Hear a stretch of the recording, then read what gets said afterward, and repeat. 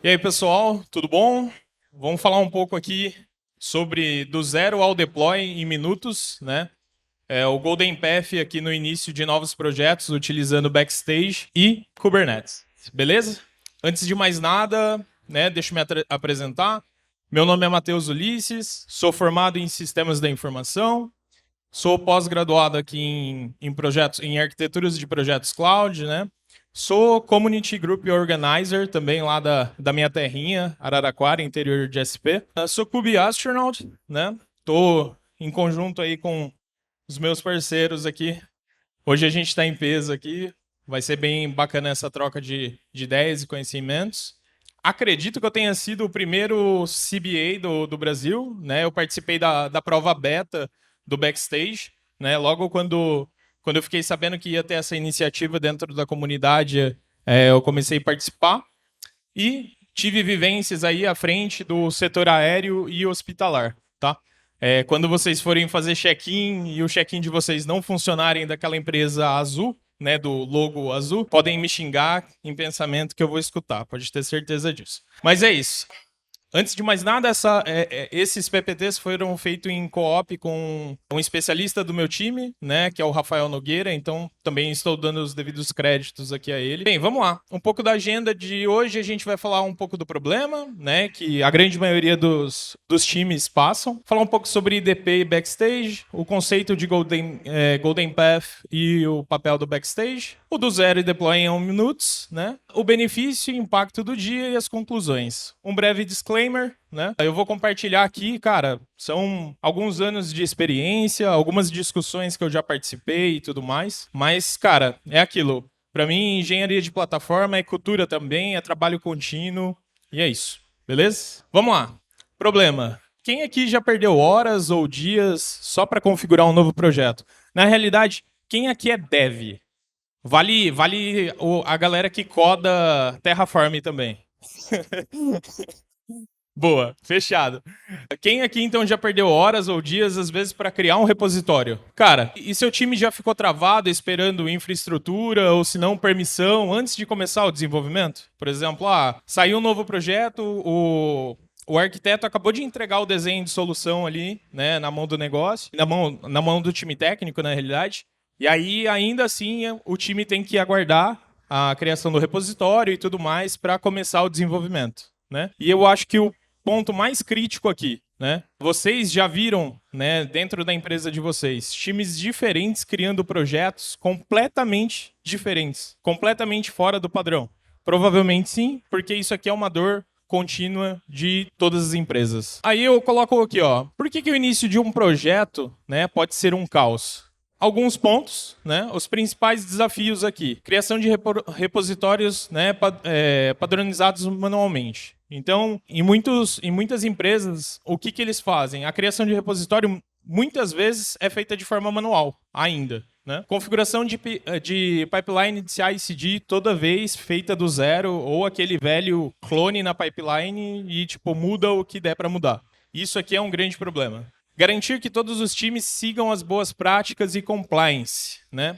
Na quinta-feira eu tive a oportunidade de fazer o Esquenta KCD também. Eu compartilhei um pouco lá sobre segurança dentro do Kubernetes, né? Na realidade, dentro de serviços gerenciados. Esse terceiro ponto aqui é um ponto que pega muito, porque isso eu não falei na minha apresentação, mas eu trabalho como gerente de engenharia dentro do Apvida.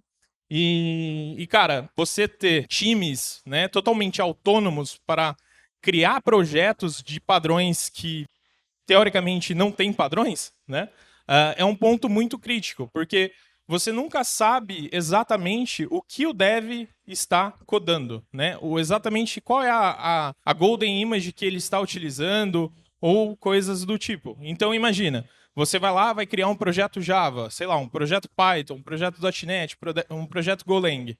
Imagina a sua célula de trabalho fazendo um padrão de projeto. Agora imagina a célula do amiguinho fazendo outro padrão de projeto e assim por diante. Agora imagina dentro de uma companhia, por exemplo, que a gente tem aqui, o pessoal que até dividiu o palco mais cedo, o pessoal do Itaú e tudo mais. Hoje o meu time, né, o meu time de especialistas cuida de aproximadamente 400 desenvolvedores. Mas assim, tem times muito maiores. Agora imagina essa galera criando código todo dia totalmente fora do padrão. Como que a gente mantém um compliance de tudo isso, tá? Reduzir o tempo perdido aqui, né, com tarefas repetitivas e erros manuais de, sei lá, tipo uma pipe que foi criada e aí quando a galera foi utilizar, simplesmente a pipe quebra, né? Então, as empresas gastam horas ou dias aqui para estruturar um projeto, né? E o problema não é a tecnologia, mas sim a falta de um caminho para padronização disso, tá? Eita, passei alguns slides. Beleza. Quem aqui já ouviu falar de IDP? É um assunto que ganhou muita, né? Muita vertente nos últimos, vamos se falar, 6 anos, de 4 a 6 anos. O Backstage tem 5, né? Mas eu vou falar um pouquinho no próximo slide. Mas basicamente IDP aqui, cara, IDP, Internal Developer Platform, tá? Ele nada mais é do que um portal para você quebrar os silos, né? E quando eu uso esse termo de break the silos, eu estou falando quebrar um pouco dos silos dos times, né? E também de desenvolvedores, SREs, QAs e etc. Né? Então, o que basicamente o IDP faz? Né? Ele centraliza algumas informações, documentos, indicadores, por que não? A abstração de complexidade, automação em geral e a padronização. Né? O Golden Path que eu vou falar um pouquinho mais para frente. Se a gente falar de Backstage, quem aqui já ouviu falar de Backstage? O Salaboy falou um pouquinho mais cedo lá, usou bastante as questões. Beleza. Bem, Backstage, para quem não sabe, é um projeto iniciado aí pelo Spotify, doado para a CNCF também. Ele é a base, e foquem nisso, a base para a construção de IDP, tá? Backstage ele não vem pronto. Você precisa customizar da maneira que você quiser. Tá? Ele reforça a questão do DevX, tá? Que é a experiência do desenvolvedor, justamente para que você consiga deixar os seus desenvolvedores mais soltos, né, para realizar o trabalho que realmente importa, que é codar e entregar valor, beleza? E com isso ele tem algumas features padrões aqui, tá? Que são elas: catálogo de serviço, o search, o software template, que é o que a gente vai falar agora, a TechDocs e um sistema de plugins aqui que hoje já soma mais de 100 plugins, desde Datadog, etc. Tem muita coisa aqui, cara, tipo Datadog, Announcements, To-Do List, tipo, todas as grandes companhias hoje já estão montando plugins para que atendam, né, ou que refletam algumas informações dentro do Backstage, beleza? Bem, e vamos falar sobre Golden Path. Alguém aqui já escutou esse jargão, basicamente? Bem, o que é o Golden Path aqui, tá? Cara, é um fluxo, né, definido e testado, né, que facilita a adoção de boas práticas e acelera a entrega. Garante que todos os times sigam o padrão sem precisar reinventar a roda, beleza? Dentro de todas as aplicações que eu fiz já utilizando Crossplane, Argo Rollouts e tudo mais, esse modelo aqui que eu vou mostrar aqui hoje para vocês é o mais simples, né? É a questão mais simples que a gente fez, né? Que hoje é o que roda, na realidade já roda há algum tempo dentro da companhia. E é um modelo que é o pontapé inicial, tá? E aí vocês podem trabalhar depois do jeito que vocês quiserem, tá? Beleza. E qual que é o papel do Backstage, então, nesse processo de Golden Path, que é o que a gente está falando aqui? Bem, o Backstage ele entra nisso, né, para padronizar e centralizar a criação dos projetos. Beleza? O que a gente vai utilizar aqui? A gente vai utilizar o Software Template, que permite a criação de novos projetos, já integrando a questão de CI e CD. E, cara, quando eu falo de Software Template, você pode criar absolutamente tudo. Você pode estender absolutamente tudo.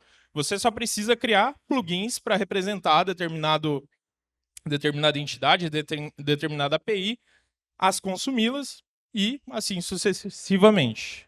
Eu vou dar um exemplo aqui, tá? Então vamos lá. O que eu vou mostrar aqui para vocês, só um pouco aqui, essa aqui é a interface, tá? Do nosso Backstage. Essa parte aqui de criar, ela é eu quero que vocês olhem depois, ela é um Forms, beleza? Mas aqui, basicamente, a gente vai começar a inserir algumas coisas. Então, imaginem um cenário seguinte. O arquiteto foi lá, desenvolveu a solução, né? Ele arquitetou a solução. Quando ele pega e entrega esse desenho de arquitetura, o time já pode iniciar a criação dos repositórios que o arquiteto, né, modelou. Beleza? Então, vamos lá. O que o Backstage faz? Ele disponibiliza, de uma forma, através de formulários aqui, as informações que a gente quer imputar dentro do repositório e, consecutivamente, junto com a pipeline e etc. Beleza? Antes disso, antes desse processo funcionar, o que a gente faz? A gente pega um projeto Golang, um projeto Java, um projeto .NET, um projeto que for e monta um skeleton dele. Então, o que eu faço? Eu, como gerente de engenharia, eu sento do lado do time de segurança e falo assim, cara, o que eu posso ter nesse projeto para que não seja, não crie uma vulnerabilidade, né? Então, a gente alinha essas expectativas. Sento do lado do time de DevOps e falo assim, cara, o que eu tenho que automatizar dentro desse processo? E aí ele fala assim, cara, ó, a gente vai ter que adicionar isso aqui dentro do K8s Deploy, isso e isso. Todos esses valores, todos esses parâmetros, eu consigo ou passar de uma maneira abstrata, ou pegar do meu repositório Vault, alguma coisa do tipo, ou preencher aqui, tá? Então, dando início, esse aqui é o processo de criação de um repositório, né? Vamos lá, então. Aqui, basicamente, a gente está criando um repositório, a gente já passou do preenchimento aqui dos templates, a gente escolheu uma API.NET. Esse vídeo não está cortado, tá? Ele só está realmente avançado. Aqui a gente tem o template inteiro escrito já, tá? Configurações de pipe e tudo mais. O que ele faz aqui? Ele obtém aquele skeleton que a gente pegou, que é o nosso modelo padrão, né? Faz a criação do repositório, publica o código já com todo o nome do seu projeto. Então, se o seu projeto tem que chamar kcd.api, ele pega o template, já muda todas as variáveis, todos os namespaces dentro do código, né? Por exemplo, .NET, você tem que ficar mudando os namespaces, ele já faz todas essas mudanças e já publica algumas coisas. Então, o que ele publicou aqui? Ótimo, perfeito. Não, pode deixar. Fechou. O que ele tinha publicado ali? Ele fez uma publicação de um grupo dentro do Sonar, ele criou o repositório, como eu falei, ele criou uma pipeline de build, ele criou a documentação já dentro do meu backstage, tá? Ele criou uma pipeline de release, aqui ele vai mostrar o build, ó, já está buildando essa imagem, né, dentro de desenvolvimento. Aqui é a release que ainda não está startada porque não finalizou esse build, tá? E aí a gente vai aqui, ó, até finalizar, beleza? Vamos ver aqui o que ele vai mais colocar, beleza? Boa. Aqui eu vou esperar ele rodar totalmente a pipe, beleza? Mas vamos lá. Enquanto vocês aguardam aqui, que aí é realmente o hands-on, que eu gostaria de fazer a demo, mas a gente ficou com medo da internet, né, dar uma oscilada e eu não consegui. Os reis da demo aí pregar algumas peças. Mas, basicamente, todo esse processo que está sendo feito aqui, né, a gente consegue eliminar vários elos, né, vários elos de uma corrente que poderiam resultar num problema de compliance, né, em horas gastas ali dentro do DevOps. Por exemplo, eu não sei quantos de vocês aqui já tiveram essa interação com o time de DevOps, né? Acabou de criar um projeto, cara, pegou o template e criou o projeto agora, nesse exato momento. E aí, quando vocês foram subir o primeiro commit para desenvolvimento, simplesmente a pipe está quebrada. Não funciona. Ou melhor, o código já não funciona. Né? A API template que vocês pegam do repositório já não funciona.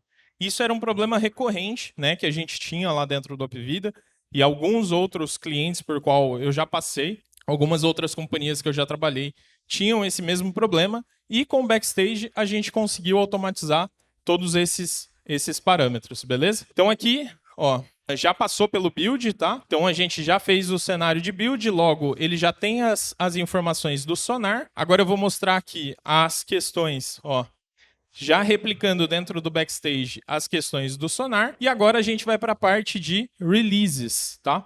Enquanto vai rolando aqui a parte de releases aqui atrás, como eu falei para vocês, esse projeto aqui é o projeto mais básico. Matheus, pô, gostei da ideia, eu quero trazer isso para dentro da minha companhia, gostei disso, vamos automatizar esse processo. Cara, por onde começar? Eu, né, acredito que esse aqui seria o caminho mais tranquilo, que é um caminho onde a gente já tem quase plugin para tudo que a gente fez aqui já na comunidade, né, já está dentro do próprio repositório do Backstage. É só vocês acessarem backstage.io/plugins. Vocês vão ter acesso a todos os plugins que em grande parte a gente utilizou. Acho que menos o último de criação e configuração da pipe dentro do Azure, tá? Mas em breve, provavelmente a gente vai estar disponibilizando isso. Agora ele está dando um kube-apply, tá? Dentro do nosso cluster, né? Um AKS. E aí aqui tá dando um watch a cada 2 segundos.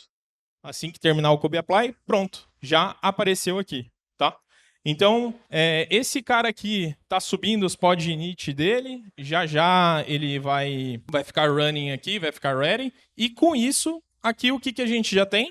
A gente já tem o código base dentro de todas as compliances da minha empresa, utilizando toda a parametrização de observabilidade. Então, a partir do momento que eu faço isso aqui, ele também já tem acesso ao Datadog, coletando essas informações desse projeto. Basta o dev pegar e começar a desenvolver e continuar utilizando. Eu já tenho integração com Sonar, eu já tenho integração de CI e CD. E aonde que é o limite disso? O céu é o limite, entende? Vocês podem configurar isso aqui da melhor maneira que vocês quiserem e como vocês quiserem, né?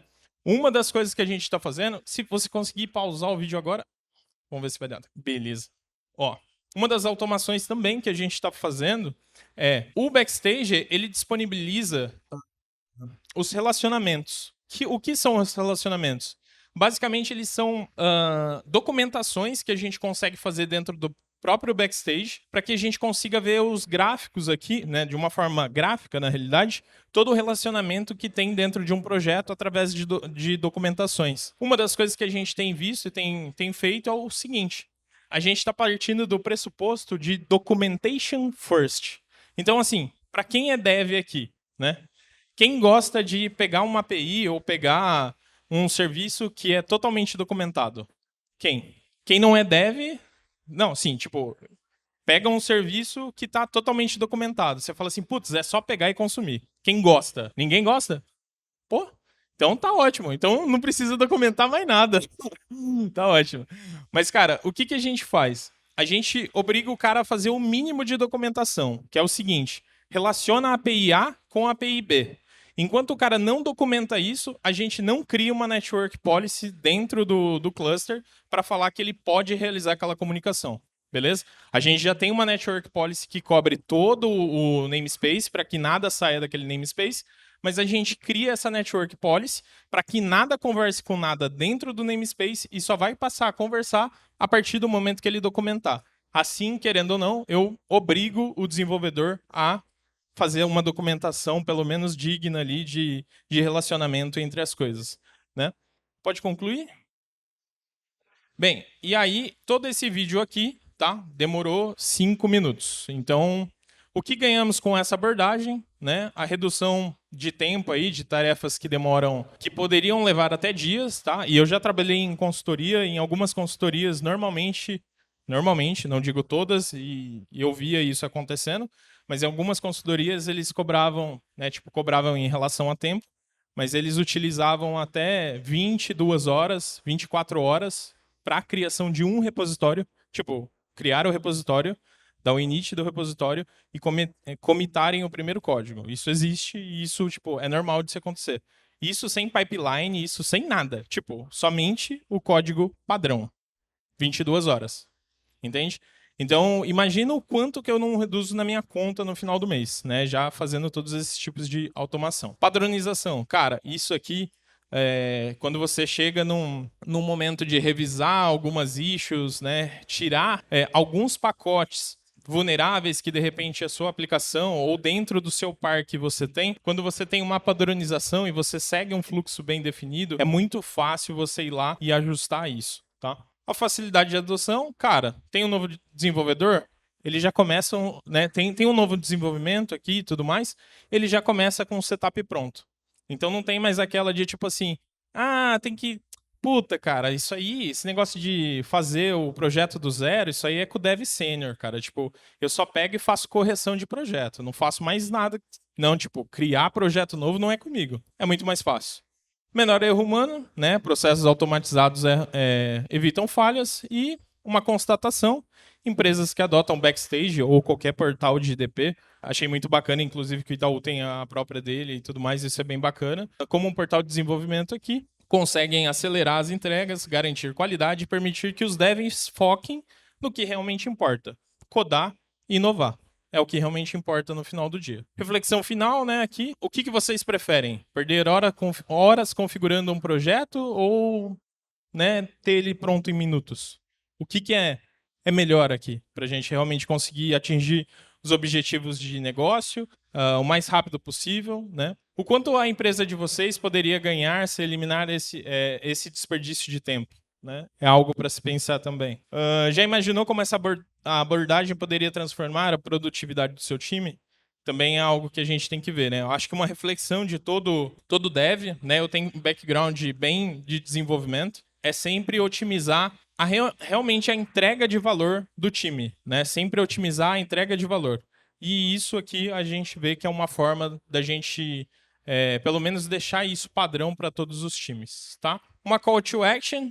Cara, se alguém quiser testar, começar a explorar aí o Backstage, o Software Template, é como eu falei, cara. Tipo, isso aqui é assim, o céu é o limite. Na realidade, nem é o limite, porque a gente consegue padronizar o que a gente quiser, a gente consegue estender o que a gente quiser. Aqui, fazendo somente a integração com alguns players, né? Que, por exemplo, eu fiz, que foi o Azure e o Sonar aqui. É tranquilo, bem facinho. As coisas começam a ficar legal com o software template quando a gente começa a criar infraestrutura, né? E aí é um ponto bem bacana, que aí, imagina, seu software template aqui, o cara vai criar ele consegue criar um microserviço e já criar toda a infraestrutura que você precisa. Então o arquiteto pega, te entrega a solução, você fala assim, cara, vou provisionar tudo que o cara precisa. E acabou. Tanto na parte de código, tanto na parte de CI/CD, quanto na parte de infraestrutura. Cara, você consegue fazer o que você quiser, beleza?